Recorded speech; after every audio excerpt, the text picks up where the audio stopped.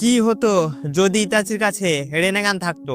আমরা এটা দেখেছি ফোরগেট নিনজা ওয়ারে সাসকে রেনেগান পাওয়ার পর নারুটো ইউনিভার্সের মোস্ট পাওয়ারফুল নিনজা হয়ে গেছিল। আর ইতাচি তো আগে থেকেই অনেক স্ট্রং ছিল।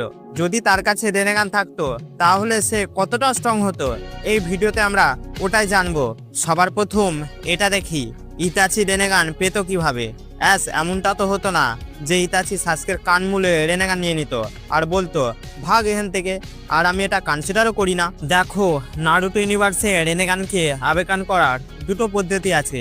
প্রথম, হয়তো তুমি যদি ডাইরেক্ট হাগরমোর কাছ থেকে চাকরা পেয়ে যাও, যেমনটা সাসকে পেয়েছিল, নয়তো তুমি জাহাক করে ইন্দ্রায়ণ আসুরা চাকরা নিজের মধ্যে মিক্স করে নাও, যেমনটা মাদ্রা করেছিল।